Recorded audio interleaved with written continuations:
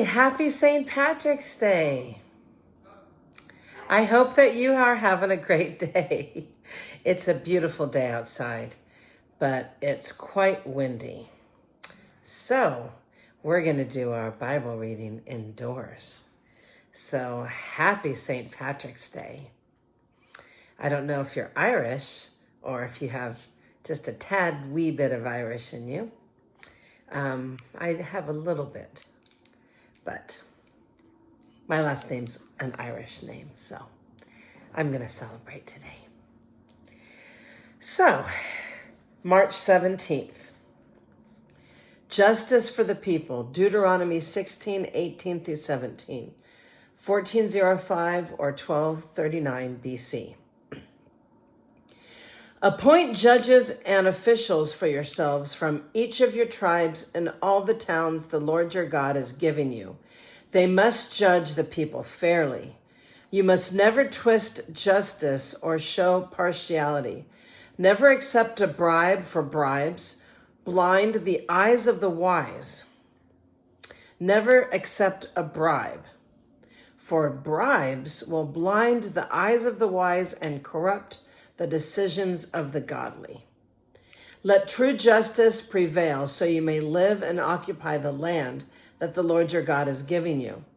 You must never set up a wooden Asherah pole beside the altar you build for the Lord your God, and never set up sacred pillars for worship, for the Lord your God hates them. Never sacrifice a sick or defective cattle, sheep or goats to the Lord your God, for he detests such gifts. I mean, think about it. Imagine if you gave somebody something that was old and fallen apart. They wouldn't like it either. The Lord deserves our best. When you begin living in the towns the Lord your God is giving you, a man or woman among you might do evil in the sight of the Lord your God and violate the covenant. For instance, they might serve other gods or worship the sun, the moon, or any of the stars, the forces of heaven, which I have strictly forbidden. When you hear about it, investigate the matter thoroughly. If it is true that this detestable thing has been done in Israel, then the man or woman who has committed such an evil act must be taken to the gates of the town and stoned to death. But never put a person to death on the testimony of only one witness. There must always be 2 or 3 witnesses. The witnesses must throw the first stones, and then all the people may join in. And this way you will purge the evil from among you. Suppose a case arises in a local court that is too hard for you to decide. For instance, whether someone is guilty of murder or only of manslaughter, or a difficult lawsuit, or a case involving different kinds of assault. Take such legal cases to the place the Lord your God will choose, and present them to the Levites, Levitical priest, or the judge on duty at that time. They will hear the case and declare the verdict. You must carry out the verdict they announce and the sentence they prescribe at the place that the Lord chooses. You must do exactly what they say. After they have interpreted the law and declared their verdict, the sentence they impose must be fully executed. Do not modify it in any way. Anyone arrogant enough to reject the verdict of the judge or of the priest who represents the Lord your God must die. And this way you will purge the evil from Israel. Then everyone else will hear about it and be afraid to act so arrogantly. Deuteronomy 17:14 through 20, guidelines for a king. You are about to enter the land the Lord your God is giving you. When you take it over and settle there, you must think, well, we should select a king to rule over us like the other nations around us. And if this happens, be sure to select as king the man the Lord your God chooses. You must appoint a fellow Israelite. He may not be a foreigner. The king must not build up a large stable of horses for himself or send his people to Egypt to buy horses, for the Lord has told you, you must never return to Egypt. The king must not take many wives for himself, because they will turn his heart away from the Lord. Yeah. and he must not accumulate large amounts of wealth in silver and gold for himself. When he sits on the throne as king, he must copy for himself this body of instruction on a scroll in the presence of the Levitical priests. He must always keep that copy with him and read it daily as long as he lives. That way he will learn to fear the Lord his God by obeying all the terms of these instructions and decrees. This regular reading will prevent him from becoming proud and acting as if he is above his fellow citizens. It will also prevent him from turning away from these commands in the smallest way, and it will ensure that he and his descendants will reign for many generations in Israel. Deuteronomy 18:1-8.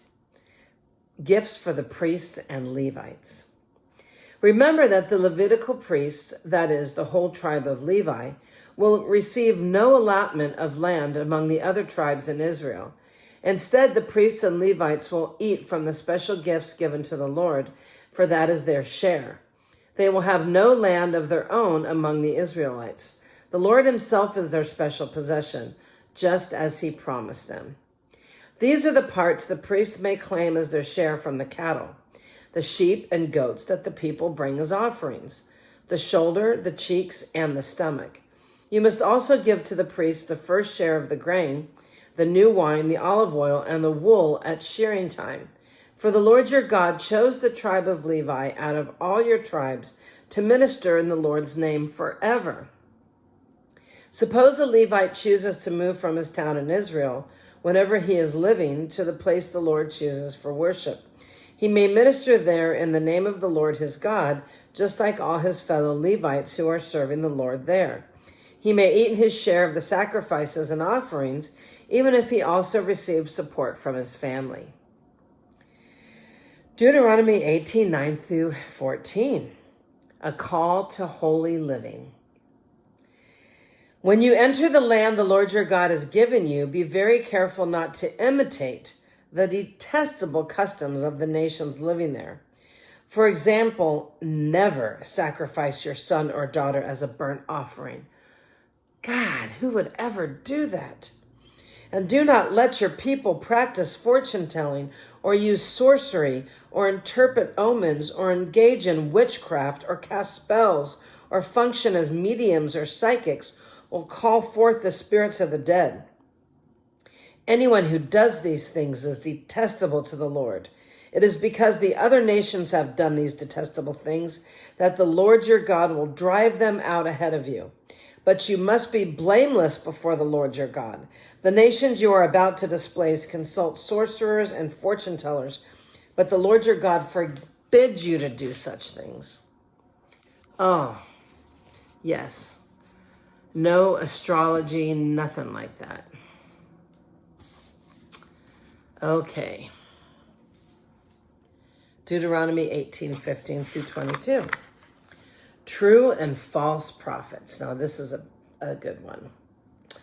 Moses continued, the Lord your God will raise up for you a prophet like me from among your fellow Israelites. You must listen to him. For this is what you yourselves requested of the Lord your God when you were assembled at Mount Sinai. You said, don't let us hear the voice of the Lord our God anymore or see this blazing fire, for we will die. Then the Lord said to me, what they have said is right. I will raise up a prophet like you from among their fellow Israelites. I will put my words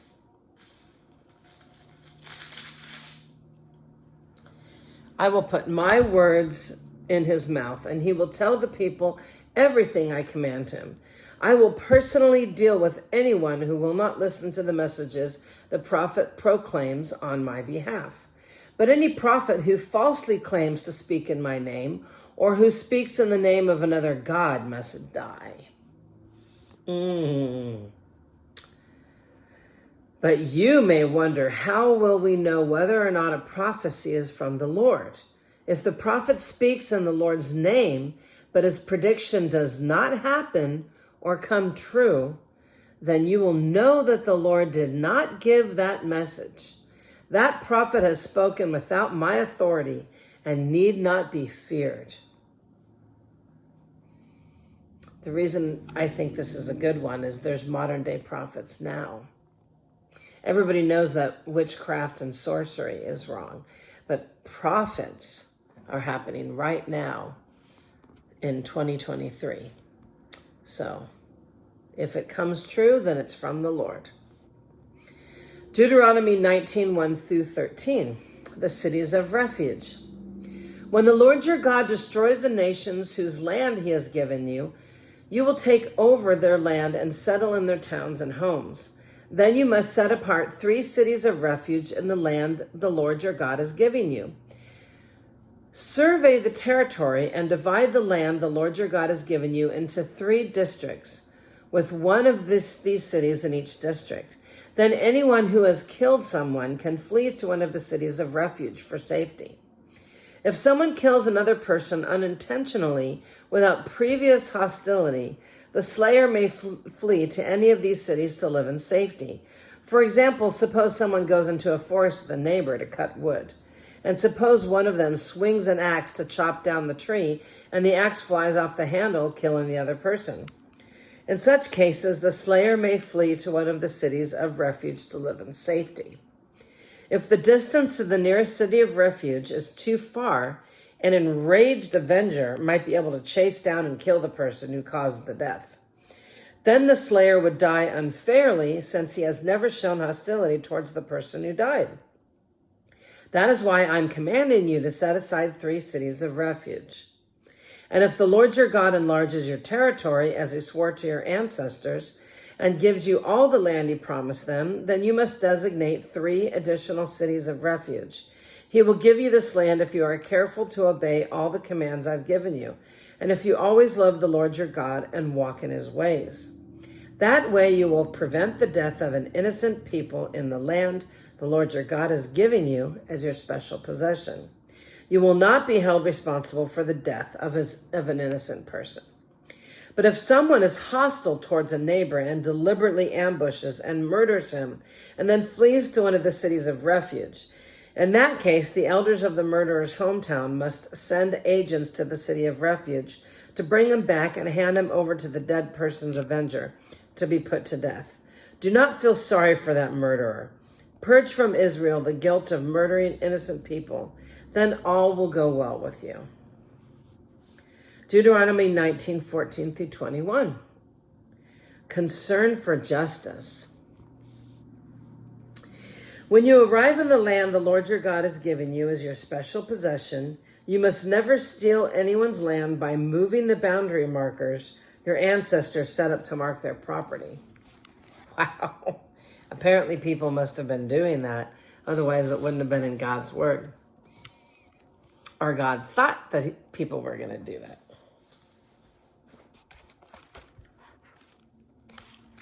You must not convict anyone of a crime on the testimony of only one witness. The facts of the case must be established by the testimony of 2 or 3 witnesses. If a malicious witness comes forward and accuses someone of a crime, then both the accuser and the accused must appear before the Lord by coming to the priests and judges in office at that time. The judges must investigate the case thoroughly.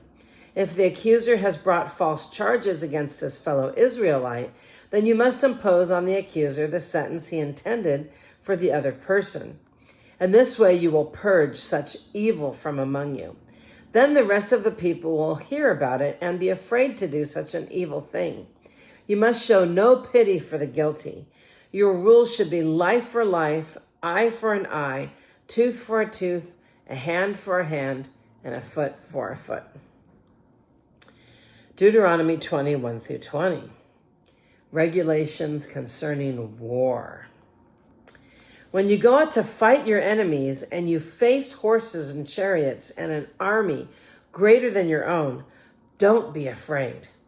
The Lord your God who brought you out of the land of Egypt is with you. When you prepare for battle, the priest must come forward to speak to the troops. He will say to them, "Listen to me, all you men of Israel. Don't be afraid as you go out to fight your enemies today. Do not lose heart or panic or tremble before them, for the Lord your God is going with you. He will fight for you against your enemies, and he will give you victory. Then the officers of the army must address the troops and say, has anyone here just built a new house but not yet dedicated it? If so, you may go home. You might be killed in the battle and someone else would dedicate your house. Has anyone here just planted a vineyard but not yet eaten of any of its fruit? If so, you may also go home. You might die in battle and someone else would eat the first fruit. Has anyone here just become engaged to a woman but not yet married her? Well, you may go home and get married. You might die in the battle and then someone else would marry her. Then the officers would also say, is anyone here afraid or worried? If you are, you may go home before you frighten anyone else. Oh, see? People influence other people. So if you're afraid, you're going to frighten other people. When the officers have finished speaking to the troops, they will appoint the unit commanders. As you approach a town to attack it, you must first offer its people terms for peace. If they accept your terms and open the gates to you, then all the people inside will serve you in forced labor. But if they refuse to make peace and prepare to fight, you must attack the town. When the Lord your God hands the town over to you, use your swords to kill every man in the town. But you may keep for yourselves all the women, children, livestock, and other plunder. You may enjoy the plunder from your enemies that the Lord your God has given you. I guess the women are their property. Okay. But these instructions apply only to distant towns, not to the towns of the nations and the lands that you will enter. In those towns that the Lord your God has given you as a special possession, destroy every living thing. You must completely destroy the Hittites, Amorites, Canaanites, Perizzites, Hivites, and Jebusites, just as the Lord your God has commanded you. This will prevent the people of the land from teaching you to imitate their detestable customs in the worship of their gods, which would cause you to sin deeply against the Lord your God. When you are attacking a town and the war drags on, you must not cut down.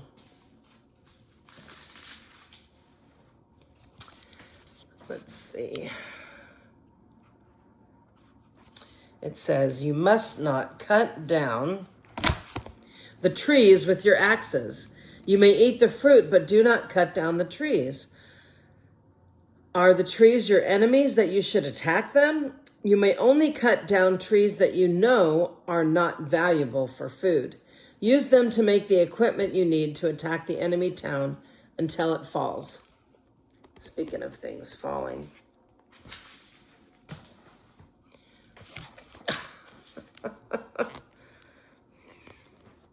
Okay. Deuteronomy 21, 1 through 9. Cleansing for unsolved murder. When you are in the land the Lord your God has given you, someone may be found murdered in a field, and you don't know who committed the murder. In such a case, your elders and judges must measure the distance from the site of the crime to the nearby towns. When the nearest town has been determined, that town's elders must select from the herd a heifer that has never been trained or yoked to a plow. They must lead it down to a valley that has not been plowed or planted and that has a stream running through it. There in the valley, they must break the heifer's neck. Then the Levitical priests must step forward, for the Lord your God has chosen them to minister before him, to pronounce blessings in the Lord's name. They are to decide all legal and criminal cases. The elders of the town must wash their hands over the heifer whose neck was broken. Then they must say, our hands did not shed this person's blood, nor did we see it happen. O Lord, forgive your people Israel, whom you have redeemed. Do not charge your people with the guilt of murdering an innocent person. Then they will be absolved of the guilt of this person's blood. By following these instructions, you will do what is right in the Lord's sight and will cleanse the guilt of murder from your community. Well, that's it for today, everybody. I hope you have a blessed and wonderful, happy, prosperous St. Patrick's Day. And thank you for being here. My shirt says, "Kiss me, I'm an O'Hearn legend." Isn't that cute? I'll show it to you. An original Irish O'Hearn legend. Have a great day.